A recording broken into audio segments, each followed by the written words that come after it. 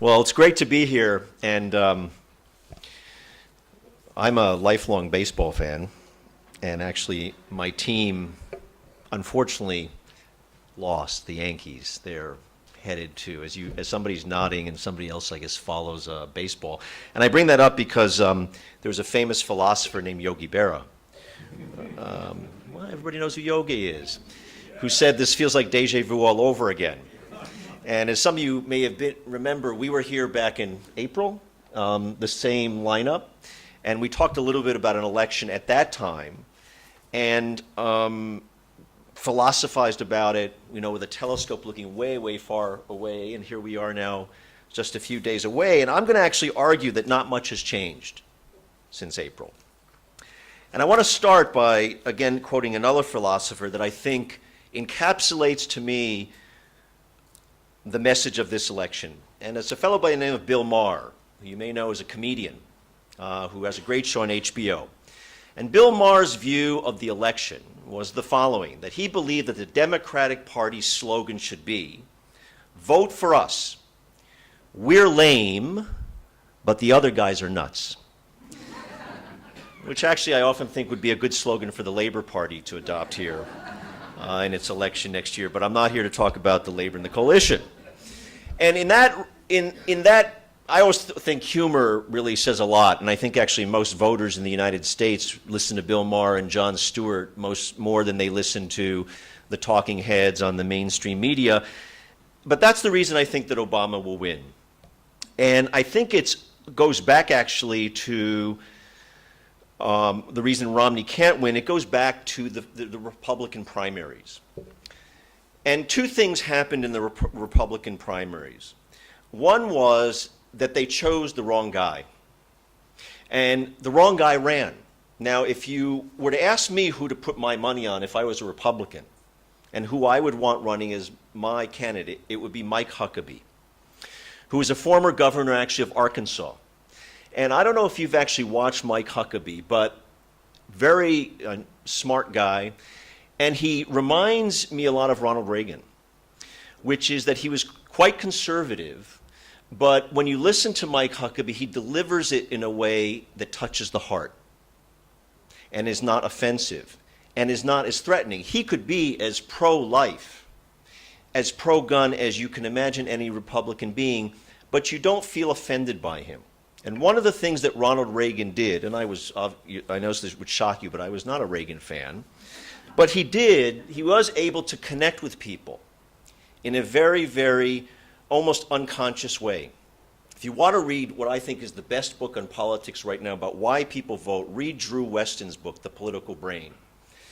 Because Drew Weston describes actually how, he talks about the American scene, but I think it's about people everywhere. That we have deep neural networks that we're not even conscious of. And that when people talk to us, when people appeal to us, they touch a certain neural network that has been developed over years and generations. And what Ronald Reagan did and what Mike Huckabee did could do very effectively was they could talk to people and touch something in them that would make them not feel offended, and they would be willing to let them be in their living room for the next 4 years. That's what Mitt Romney lacks. Over the course of the election, to this day, a majority of people do not find him a likable person. Now, you might find that to be trite, and you might find that to be shallow, but the truth is that, and I'm going to just say this about American voters, a lot of American voters, particularly undecided ones, vote with their gut. It's not about a checkoff list. Are you for this? And they go in and they say, are you for this and you for this? It's how do I feel about someone? And consistently, Mitt Romney has failed to connect with that segment of voters who are undecided. Now, I assume that everybody knows that not everybody needs to vote in America. And what's shocking about the situation, the voting situation in America is that there are roughly 200 million eligible voters in America, 217. On election day, 100 million voters, 5 times Australia, will not go to vote. So all this money that's being spent is really about attracting 50% of the population to go to the polls.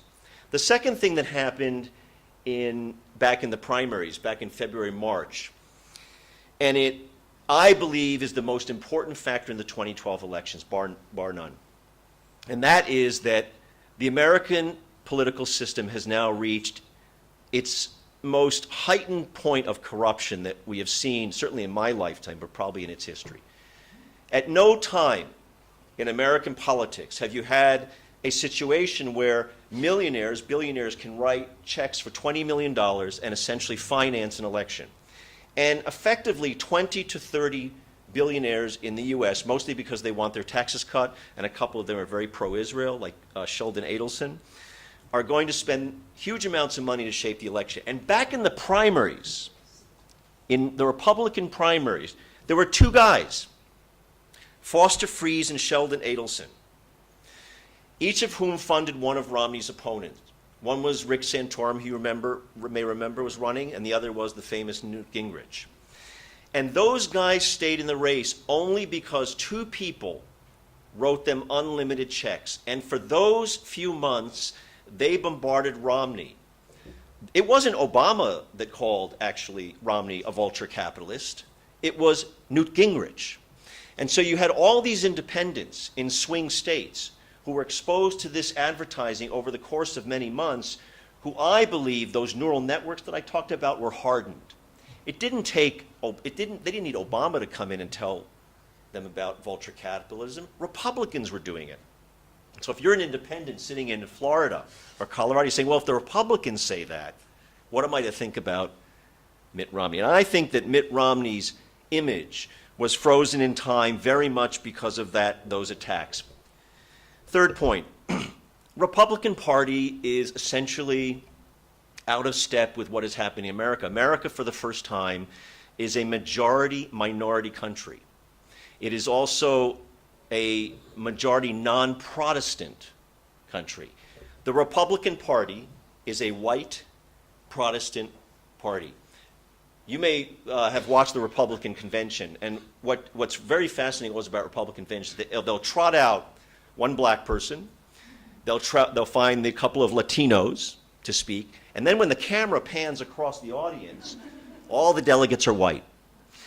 So the very nature of the Republican Party, and some Republicans who did not run in this election know that. Some of the more moderate Republicans understand their party is out of step of where the country is going. So separate and aside from this election, the Republican Party, I believe, at least as far as the White House is concerned, could be locked out of the White House for the next 16 to 20 years, for a couple of generations. Last point is on Latinos. If Romney does not capture, right now Obama's winning about 70% of the Latino vote, which is very important in certain of these battleground states that Tom talked about. Actually, those battleground states are not tied, respectfully. They have consistently been, most of them, with an edge to Obama. They have tightened a little bit, but if you look across all the state polling, it's been pretty consistent that he has an electoral college lead. I went out on a limb and said Obama will probably win with 330 electoral votes. It might be a little bit less, 300. But part of that is because Latinos are overwhelmingly voting for Obama for all sorts of reasons, which we can talk about in the question and answer period. The ground game. Separate and aside from, while Romney was trying to win the primary, Barack Obama was setting up offices and campaign offices and touching voters in all of these battleground states. In Ohio, state that very important, there are 122 Obama headquarters compared to 40 for Romney. In Florida, the Obama campaign is 102 headquarters versus 48 for Romney. Now, those are very, very important. Over the course of many months, those are the places that volunteers come to. Then they go out into the community, they knock on doors, they identify voters, they know who the voters are that are their voters. Those are the places that in the 72 hours before the election are going to be launched a massive drive. And I think all this debate stuff, which frankly is pretty boring, the real, when the leather hits the road, the real difference, and the reason I think Obama will win quite comfortably is that he has a far superior ground game. Let me talk quickly about the future, and then happy to wait for the question and answer. The Senate, we are going to face, as I wrote in this piece yesterday, the U.S. is going to face a far more partisan divided country than even we face now. Part of the reason is that the U.S. Senate will be far more conservative. The Republicans who are going to be elected from the Republican Party are going to be far more Tea Party conservatives. They are not likely to want to compromise. And Tom was absolutely right. There is a very deep disquiet in America, but let me suggest that it's for a very different reason. It's not for some angst and some, unclear reason. It's because the American people have been robbed. And it hasn't just happened to the American people, it's happened to people all across this world. They have dealt with an economic system, the phony so-called free market, that has engineered the greatest shift of wealth in human history. America, which was the wealthiest nation that has ever been created on this earth, has the greatest divide that we've ever seen between rich and poor.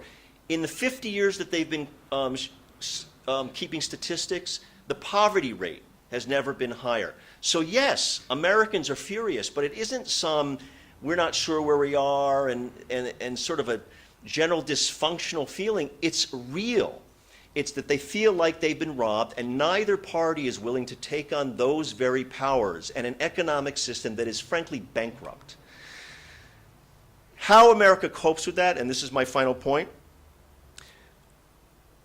is I honestly think that what's going to happen after the election, what I'm more interested in, because I'm a little bit bored by the back and forth, even though I'm obsessed by the polls and I watch them, how America copes with that is going to be quite interesting. I think we're going to see a reawakening of the Occupy Wall Street movement after the election. I think actually there will be even more activity around the Tea Party movement.